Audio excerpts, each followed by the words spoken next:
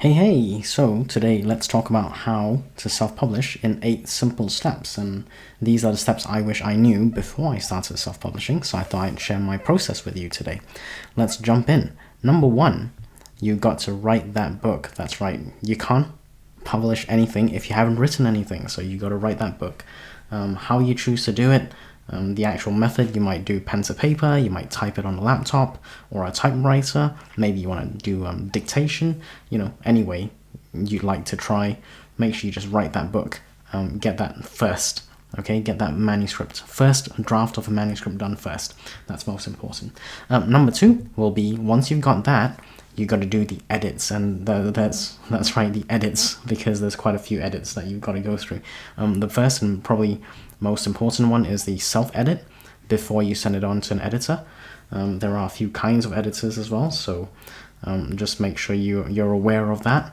And finally, make sure you do a line by line or line edit. That's probably the minimum edit that I recommend anyone do. Basically, you don't want to have typos or spelling. I mean, you're probably going to get that in any book, but you need to reduce that as much as you can before it goes to publication. Okay? Number 3, once you've done the edits, you know how big your book is going to be. Hopefully, you've had a think about what kind of format you want your books in. There are 3 formats, well, probably more than 3, but 3 main formats, which is ebook and or hardcover and audiobook. And each of these formats will require a slightly different approach to them. So for example, the audiobook, you probably want a narrator, or if you wanted to, you could narrate it yourself. That's okay as well, if you have the knowledge and experience of how to do that. The ebook and paperback formatting will be slightly different, and the formatting will determine how thick the actual book is going to be, especially for the print formats. So if you're doing a hardcover or paperback, you'll need to know the number of pages, for example, before you can actually produce the book. So just a quick tip: once you get the formatting done, you probably want to do the book covers. And the tip I want to share with you is, don't settle for any cover that you think is appropriate. Try and get some opinions. Make sure it's specific for the niche or genre that you're writing for. Maybe get some feedback on maybe 1 or 2 covers that you're thinking about, and that's hopefully going to be enough. But some people actually go a bit bigger than that. They ask for feedback for more than a few covers. So I've personally done 3 to 5 covers to get feedback from people to see which ones they like most, and then I narrow that down to the top 1 or 2 before I select the final cover. Okay, and if you're enjoying these tips, make sure you give me a like and a subscribe. Twinkle, my cat, would really appreciate it if you supported this channel. So number 5, once you've got the book covers and the formatting and all that done, you need to select your publishing platform. Now, the easiest one will probably be KDP, Kindle Direct Publishing. That's the one most people will start off with. There are others if you wanted to go wide. For example, Ingram Spark.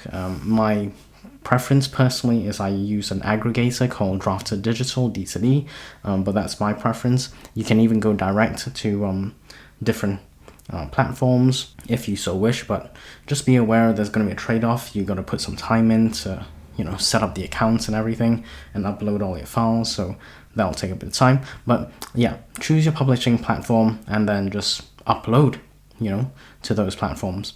Number 6, part of that will be pricing your book. Once you've uploaded to these platforms, they're going to ask you, amongst many questions, what do you want to price your book at? So this is where you probably need to do a bit of research to see where your book would fit in, what sort of price point would make sense for your book. I like to at least know what the average is for the genre that I'm in, and then I'll go from there. Okay, so depending on how much I've written, like if you're comparing a book that's 50,000 words and your book is coming in at 30,000 words, maybe you want to go a bit cheaper. I don't know. It's up to you. But if you're comparing a book that's 50,000 words and your book is 100,000 words, for example, maybe you might want to price it a bit more expensive. I mean, it would not be unreasonable. I mean, print costs alone will probably be a bit more.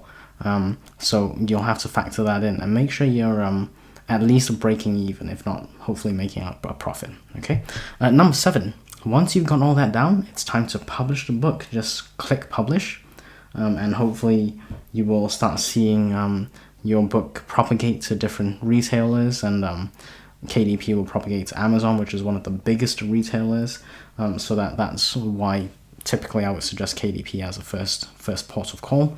And finally, I say finally, but really number 8 is marketing, and you should start that at the beginning if you can, and you never stop marketing really, it's all the time. So even to this day, after I publish a few books, I still need to work on marketing. It's not one of these, one and done, publish the book and then sales will just roll in. You've got to actively work and marketing your book, unless of course you're famous enough, in which case people will just buy your book regardless. So if you are one of those lucky people where you've got a following, you got some fame, you're fairly well known, then your book will probably sell without you doing too much. But for the mere mortals amongst us, like myself, I've got to work on marketing, and I wish I knew this, but reality is you should really start marketing before you write the book, so you can hype people up, saying I'm thinking about writing a book, for example. You can post on social media along the process of you writing the book. There's so many things you could do around that. Anyway, that's my 8 steps to self-publishing a book. If you enjoyed the tips and all the steps, make sure you give it a like. Make sure you subscribe if you want more tips on self-publishing. And I shall see you next time. Have a great day, everyone.